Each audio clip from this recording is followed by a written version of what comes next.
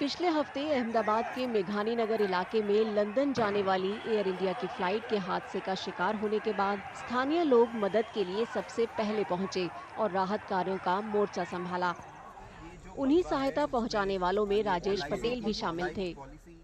Plane हादसा जब हुआ तब 15 मिनट में वहाँ पर पहुँच गया था, क्योंकि जो प्लेन हादसा हुआ उसके 200 फुट ही दूर मेरा एक आदमी रहता है। उसने फ़ोन किया कि भाई ऐसा हुआ है। तो हमारे बगल में ही एक डॉक्टर विनोद भी करके रहते हैं, उनकी एम्बुलेंस थी, तो वो ही लेके मैं वहाँ पहुँच गया। तो हादसे के 15 मिनट में वहाँ पर पहुँच गया था।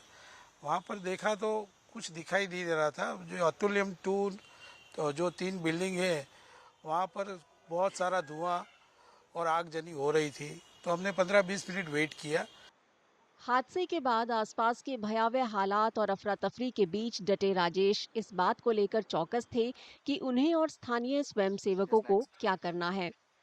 हमारा पहला लक्ष्य ऐसा था कि कोई भी आदमी जिंदा बचा हो तो उसको तात्कालिक 108 में बिठा के वो उसका जीव बचा पाए।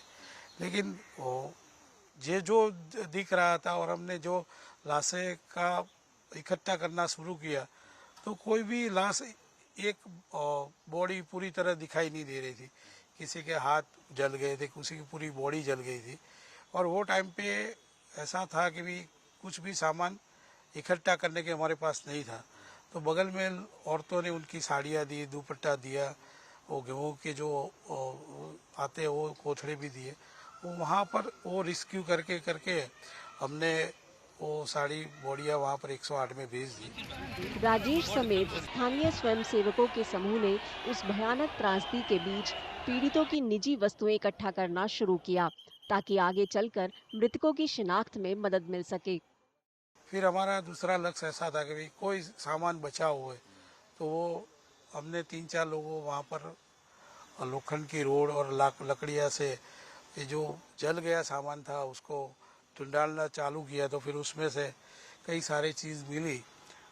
वो बैग तो जल गई थी, लेकिन जो प्लास्टिक के कवर थे वो उसकी चैनें खुली तो पासपोर्ट मिले, आईडी मिले, 4 ब्रिटिश पासपोर्ट, 6 इंडियन पासपोर्ट, कई सारे जले हुए मोबाइल, लैपटॉप, फिर ये भगवान की मूर्तियाँ मिली, भगवत गीता मिला। ये वो सारी चीज़ें हमने इकट्ठी करके एक जगह पे रख दी थी।